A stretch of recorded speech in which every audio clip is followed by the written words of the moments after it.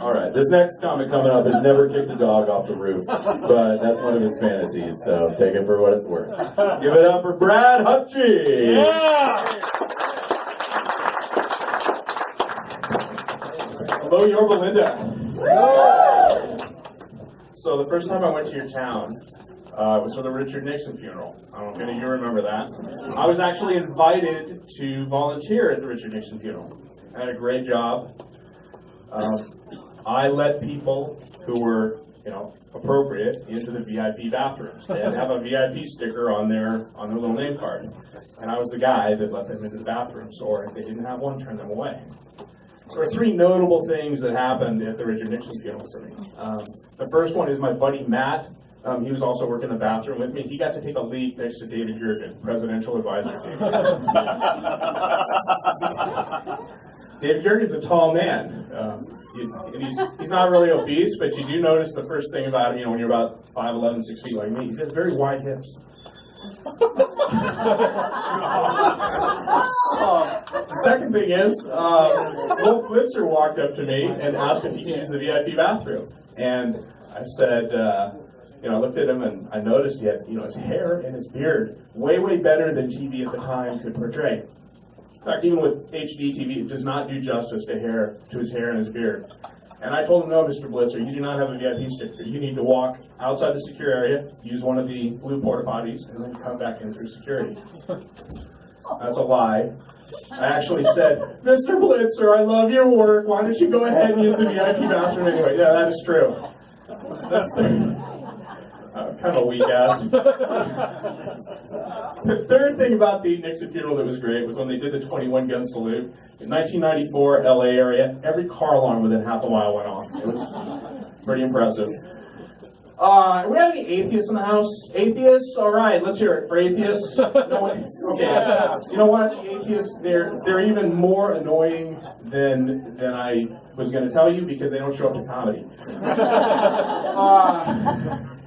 I used to be an atheist. I was an atheist. And then I realized that absence of belief is not the same as belief of absence. That's a serious point, man. Come on now. I used to call myself a happy atheist, and then I realized that nobody got the joke, because there's got to be some truth in a joke, and atheists aren't happy. So I came up with a word. It was an acaristic, meaning I literally don't care. But I had a friend who was studying religion. He said, Brad, there's a word for you. It's an apatheist, like apathy. And yeah, that's what I am. I'm an apatheist. You know who's worse than atheists who don't show up to comedy? Okay, vegetarians. I was at a birthday party for a friend's dad. He turned 75 years old this month. And I ended up sitting next to some of his older friends. And one of the older friends asked me how I knew, Alan and the family. And I said, well, I've just been friends with them for 20 years. And they said, well, we know them from Yolanda's. Yolanda's is a French cafe in French-style cafe in Lake Forest, California. And I said, Yolanda's, they have amazing meatloaf, I heard. And she said, we don't eat meat. We don't eat chicken. We only eat fish on occasion. I went into 10 minutes about how I should become a vegetarian. Vegetarians are worse than atheists. All right, David didn't mention this. This is my first booked comedy. Now, I know the career path of people like me who want to get into book gigs, and the career path is that I probably end up at maybe like one of your family's birthdays or bar mitzvahs, or maybe your family can't afford to have a viewing at a funeral home, so you do it in your backyard. You invite me, right? Be there for you. When I come to your house, look, guys, I know what you eat. I know what your problems are. I'm going to end up in your bathroom. And when I end up in your bathroom, there's a few things I'm looking for. I'm looking for if you are a problem solver, okay? Do you have the Cottonelle toilet paper? That's the one with the ridges embossed on the toilet paper that they say can, help you go commando. Or alternatively, Do you have a cottonelle? Now with a cottonelle, they say you won't leave streaks in your underwear. I'm also looking for, do you have wet wipes? Because, let's face it, you might need a little extra cleanup. I certainly will need a little extra cleanup on aisle 1, if you know what I mean. While I'm in there, I'm going to look at the shower. In the shower, I'm looking for a wand, a detachable wand, okay?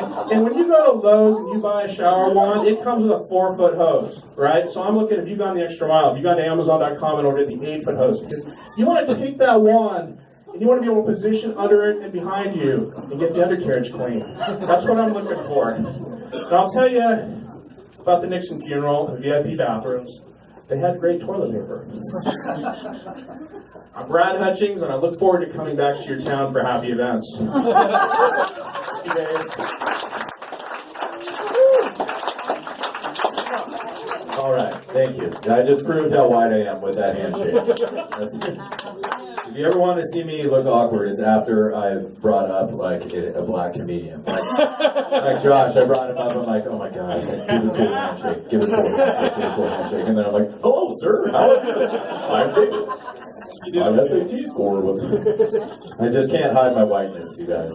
I was born on the no-fly list, for God's sakes, just because of my vertical jump, which I think is racist.